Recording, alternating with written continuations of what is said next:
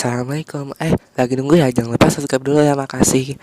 Dan teman-teman, maaf kali ini aku tidak face reveal untuk video kali ini. Kali ini aku hanya merekam suara saja supaya kalian bisa mendengarkan video ini. Walaupun aku membuat video secara berekaman suara. Dan teman-teman, aku tuh minta maaf banget untuk jarang upload video dan minggu depan dan ya 3 hari yang akan datang itu aku mau ngadain ujian semester, guys. Doain aku, semoga aku lulus ya, guys. Untuk kalian juga yang lagi ujian, ya aku doain ya. Dan kalian doain aku juga. Amin ya rabbal alamin, untukmu dan juga aku ya. Dan ya, seperti biasa, ini aku membawakan pembahasan cuman dua materi dan sekaligus penjelasan ya, guys. Tapi bukan materi kayak bab 1 atau bab berapa, itu bukan ya, teman-teman. Ini aku cuman kalian yang nggak terlalu hafal, jadi kalian mendengarkan dan kalian lakukan perintah aku yang aku berbicara seperti ini. Oke, kita mulai. Untuk yang ini, contoh perilaku toleran dalam kehidupan sehari itu banyak ya, guys. Bisa toleransi dengan diri sendiri, dengan ini orang lain, dengan teman, keluarga, atau siapapun itu. Kita memang wajib gitu loh.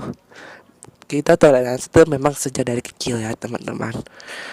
Dan ya, ini sudah disebutkan di sini. Karena ini sudah disebutkan,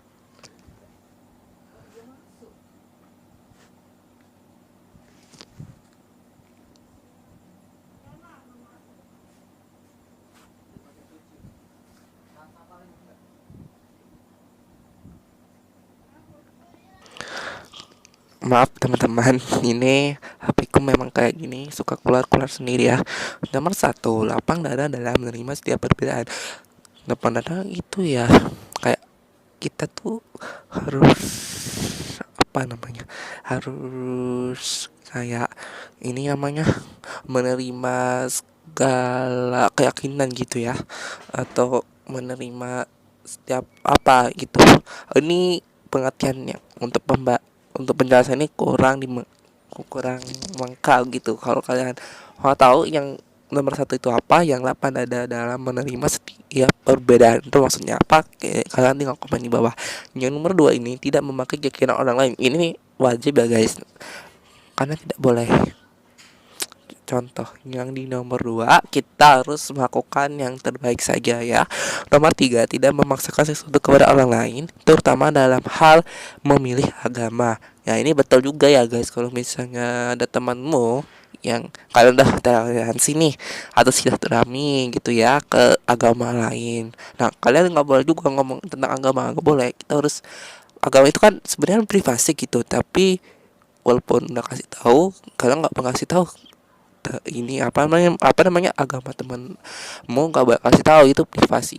Kalian yang jawab saja, kecuali kalau kalian udah kenal banget baru kalian boleh kasih tahu, tapi hanya kasih tahu secara teman real life atau temanmu saja. Tetapi kalau kayak di dunia maya, sosmed gitu, itu memang tidak boleh membedakan itu. Tapi lebih tepatnya tidak boleh membedakan gitu ya. Oke. Nomor 4, tetap bergaul baik dengan orang-orang yang berbeda keyakinan dalam hal duniawi. Ini sudah saya jelaskan seperti nomor 3, dan nomor 4 tidak pula aku jelasin lagi ya. Nomor 5, tidak membedakan manusia satu dengan yang lain. Ini sama juga kayak di nomor 3, 4 ya. 3 dan 4. Oke. Kita ke fungsi toleransi. Fungsi toleransi itu ada 10 ya semuanya. Nah, jadi kita mendengarkan penjelasanku ini, semoga kalian mengerti apa yang aku ini jelasin ya. Nah, untuk 1, mengembangkan sikap menghormati dan tegang rasa terhadap sesama. Mengembangkan sikap menghormati itu kalian hormati siapa aja. Nah, kalau tegang rasa itu apa sih, guys, maksudnya kayak tanggung jawab atau apa gitu. Tukang mandi bawah ya, guys. Tenggang rasa itu maksudnya apa? Nah, pokoknya nomor 1 memang penjelasan yang sangat positif gitu.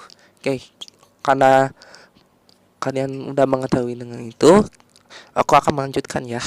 Nomor 2, menumbuhkan rasa cinta terhadap sesama.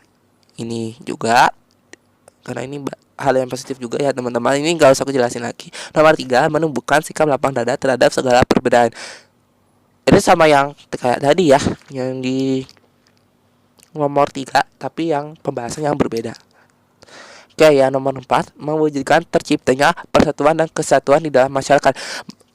Kalau kita ini terbiasa bertoleransi atau bersilaturahmi, setiap toleransi itu memiliki kebersamaan dari teman, keluarga, atau orang lain juga. Karena harus mengikut, menyatu dan memiliki kebersamaan untuk memenuhi momen yang kalian miliki gitu loh. Atau kalian ingin bertanya sesuatu dengan mereka, kalian harus ini jawab apa adanya itu. Asalkan kalian jujur. Kalau kalian jujur di dalam positif boleh saja, atau kalian bohong juga boleh, tapi bohongnya tuh bisa positif. Kalau bohong dalam dosa ya nggak boleh gitu. Nggak, tapi memang nggak boleh ikut ya teman-teman. Kalau berbohong dalam dosa, kalau berbohong positif misalnya ya tentang privasi gitu loh, pasti kalian ngerti lah, pasti kalian mengalami ini, yakin aku pasti kalian pernah mengalami ini. Kalau kalian mengalami ini, coba kalian komen di bawah di video ini. Nah, nomor 5, menjadikan orang yang mengamalkannya mampu menekan sikap egois dalam diri. Nah, kalau kalian udah mempunyai orang yang ingin kalian bergaul, dari omongannya atau sikap tingkah laku, mungkin dari aku atau temannya dia, seberapakah aku pantas bergaul dengan dia atau enggak, itu tuh walaupun temanmu itu agak agak kecewa, agak curiga atau agak cuek gitu, kalian harus ini menekan atau ini apa namanya harus sabar gitu ya, mau sabar menahan diri dalam emosi egois atau emosi gitu. Ini maksudnya memang kayak gini ya teman-teman. Kalau kalian kalian tahu ini maksudnya ini, apalagi untuk lebih jelasnya kalian tinggal komen di kolom komentar videoku ini ya. Nomor 6, menjadikan keberagaman yang ada dalam kehidupan terjaga dengan baik. Keberagaman tuh bisa dari perbedaan kayak ras gitu ya, ras sama apalagi itu kerukunan, apa itu kerukunan itu banyak juga sih teman-teman. Jadi ini yang hal yang positif aja.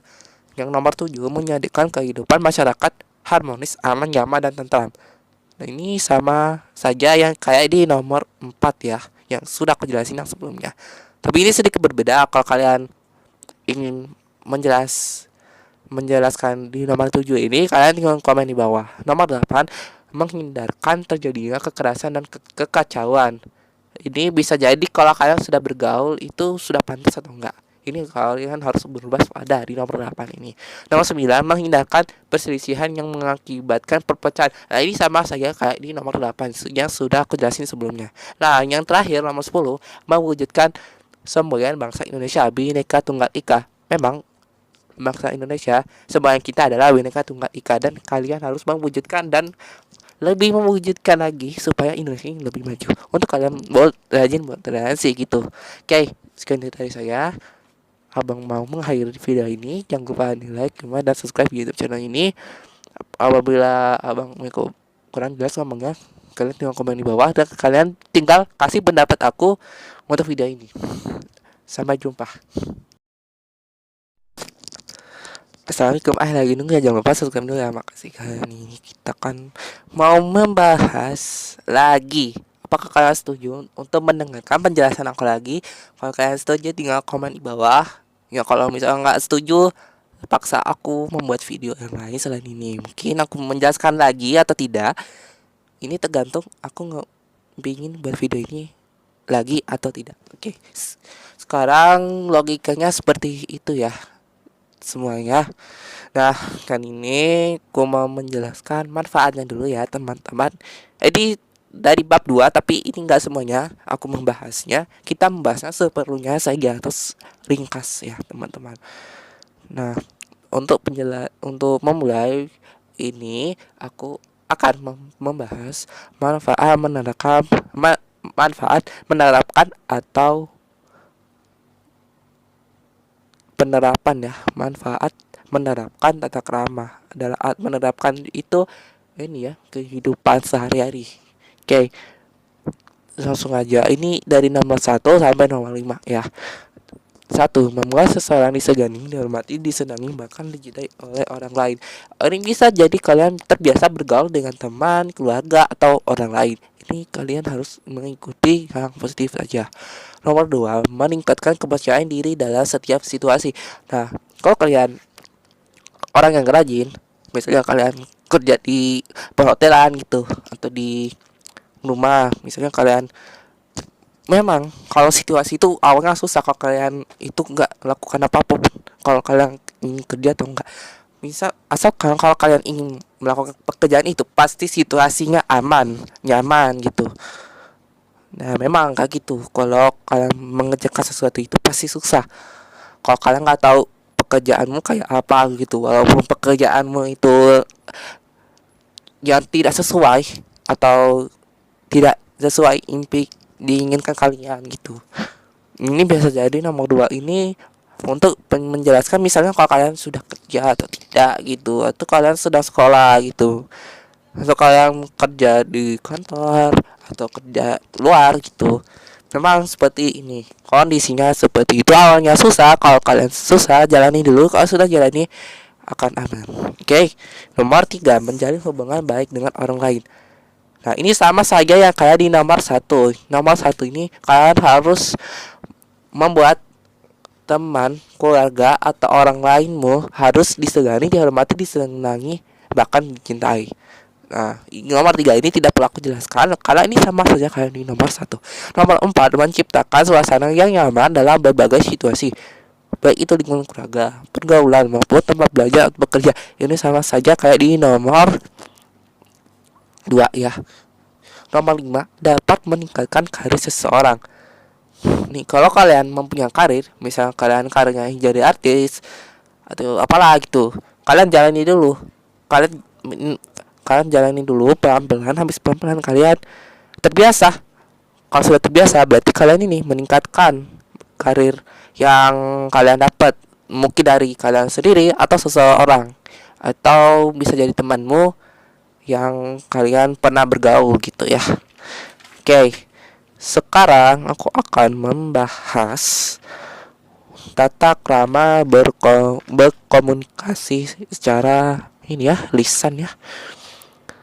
Nomor 1, berbahasa yang baik dan sopan. Ini bener ya, ini tidak perlu aku jelasin ya. Nomor 2, menggunakan bahasa yang mudah dimengerti dan hindari berbisik. Ini ya wajib ya teman-teman, kalian kalau ngomong berpikir dulu. Kedua, kalian ngomongnya tuh apakah ekspektasi kalian itu cocok atau enggak, atau pantas atau enggak kalau diomongin itu. Tapi kalau misalnya kalau ada masalah di dalam pikiranmu, kayak aku kayaknya, nah, pasti dipikirkan kayak gitu. Pasti semua manusia pasti merasakannya seperti itu. Untuk menghindari itu, kalian bisa berpikir sendiri. Ketika pikiranmu ada yang sedikit bad mood gitu ya, atau bermasalah ya, istilahnya kalian nggak perlu diomongin. Kalau kalian membicarakan bad mood diri sendiri ke orang lain atau keluargamu gitu ya, nggak perlu diomongin. Lebih baik kalian bisa pikir sendiri dan selesaikan sendiri bisa diatasi dengan ini, untuk menjauhi bad moodnya itu menjadi happy mood itu di dalam pikirannya, supaya pikiran kalian jadi ini, jadi orang normal atau biasa-biasa saja gitu. Biasanya aku memang seperti itu ya teman-teman. Mungkin kalau kalian merasakannya pasti ada yang pernah sih. Kalau kalian pernah, coba kalian komen di video bawah. Oke. Ngomong kayak gimana sih? Kalian bisa tulis kolom komentar di bawah. Ini yang benar. Oke, yang nomor tiga, memperhatikan dan mengarahkan pandangan kepada lawan bicara dengan sopan. Ini sama kayak nomor dua. Nomor empat, menundukkan sedikit pandangan dalam berkomunikasi dengan orang yang lebih tua atau dituakan. Dituakan itu keluargamu, ya, keluargamu. Kalau orang yang lebih tua kayak abang, kakak, atau ini ayu. Ayu itu kakak perempuan ya, teman-teman. Kalau di bahasa Palembang ini kan, kalau kakak perempuan kan itu kan ayu. Kalau abang atau kakak sih itu cowok ya, teman-teman. Kalau kakak cewek sih itu nggak ada di Palembang. Mungkin Palembang itu ada ngomong kayak gitu. Cuma kalau di ada bahasa, dalam bahasa kakaknya itu, dalam kakak cewek itu artinya ayu ya. Jadi seperti itu. Ini kalian harus wajib ya, yang di nomor 4, dan yang aku kan diperintah ini kayak di nomor 4. Memang kalau aku bergaul dengan orang lebih tua itu agak susah, teman-teman. Tapi kalau ngomong yang kayak gini, harus dipikir dulu, aku pantas bergaul orang yang lebih tua atau enggak. Takutnya kayak aku ini, kan aku selama ini, tapi nggak terlalu banyak ya, ini nggak terlalu banyak bergaul dengan orang yang lebih tua kayak abang. Tapi kalau Ayu sih nggak pernah ya. Ayu tuh ini kakak perempuan, nggak pernah, nggak pernah. Cuman abang, abang aja pernah yang aku bergaul dengan teman. Kalau abang yang bergaul di sini nih cuman rata-rata teman rumah doang ya, teman rumah aku doang yang bisa menjadi bergaul dengan saya gitu. Itu teman abang ya, teman-teman. Nah kalau yang kakak perempuan tidak ada yang bergaul denganku. Gak tahu kenapa. Memang kalau kakak perempuannya harus kakak perempuan ya, memang kayak gitu. Kalau teman lelaki, teman teman perempuan yang perempuan gitu. Ini disesuaikan ya, teman-teman. Kalau berbeda juga boleh sih, tapi tergantung kalian ingin bergaul yang berbeda atau tidak, berbeda gender ya maksudku. Oke. Pokoknya nomor 4 ini banyak pengertian ya. Nomor 5, pengertian banyak, ini banyak penjelasan maksudku. Nomor 5, tidak memosisikan diri lebih tinggi dari lawan bicara. Nah ini betul, ini sama kayak nomor 4. Nomor 6, tidak mendominasi pembicaraan. Tidak mendominasi pembicaraan ini lawan bicara ya, teman-teman, supaya jadi lebih baik gitu. Agar kalau lawan bicaramu masih yang begitu doang, yang membosankan, itu bisa jadi bermasalah. Jadi hati-hati ya.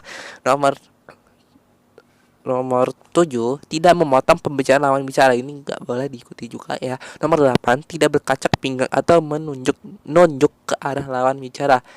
Ini kalau kalian pernah kalau nanya sama orang tua atau ini orang yang lebih tua, atau disebut temanmu ya, pasti kayak gini. Maka ini harus dijauhi ya, teman-teman, karena ini tidak baik. Dan kalau di nomor 7 ini kalian harus tahan aja dulu. Kalian harus ngomong yang santai dulu. Habis yang santai, kal kalian sudah tidak menutup maksudku menutup pembicaraan, baru kalian ngomong itu. Kalian pikir lagi gitu. Mungkin kayak gini ya, membahas penjelasan aku ini. Kalau kalian penjelasannya lebih rinci, tinggal kalian tulis di kolom komentarku. Oke. Nomor 9, hindari gurauan yang berlebihan dan tertawa terbahak-bahak. Ini bocoran yang berlebihan supaya ini kebawa orang lain. Ini nggak boleh ya, teman-teman, dan dihindari. Kalau kita bercanda itu boleh saja, bercanda itu sewajarnya aja ya, teman-teman. Nah, nomor 10 yang terakhir, ketika menggunakan alat komunikasi, awali dengan ucapan salam, mengenalkan diri, dan memastikan bahwa lawan bicara adalah orang yang dimaksud. Nah ini kalau kalian terbiasa mengenalkan diri sendiri lewat sosmed seperti Facebook, WA, YouTube, Instagram, dan berbagai sosmed yang lain, ini kalian harus ucap salam sesuai agama kita ya. Kalau agamaku kan Islam, karena itu kalian harus mengucapkan assalamualaikum gitu. Nah, terus kalian ini mengenalkan diri bisa jadi kalau biodata kalian nggak mesti lengkap, boleh juga kalian bisa lengkap dan nggak perlu lengkap biodatanya, gitu doang sih. Kalau aku sih biodatanya kayaknya agak lengkap gitu, karena setiap aku perkenalan itu biodata agak lengkap gitu. Karena kalau biodata aku lebih lengkap sih, lebih lengkap lagi itu sebenarnya privasi sih. Kalau biodata aku kasih tahu ke orang nanti kan itu takutnya privasi, karena aku buat biodata itu agak lengkap. Ini yang buat biodata itu sewajarnya aja teman-teman. Kalau biodatanya terlalu lengkap atau lebih lengkap, itu bakalan terbongkar itu ini biodatamu, dan juga aibmu bakalan tahu ini siapa dan itu siapa. Jadi kalian harus berwaspada dengan itu. Kita buat biodata boleh saja, tapi kita buat biodata yang sewajarnya aja ya teman-teman, ke siapapun lah ya. Misalkan perjalanan di antar keluarga dan temanmu akan dijalani dengan baik, dan dijalani dengan yang baik dan semakin membaik ya. Oke, sekian itu dari saya. Jangan lupa di like, comment, dan subscribe di YouTube channel ini. Jangan lupa share video ini ke teman-teman kalian yang suka menonton. See you next time video. Dah.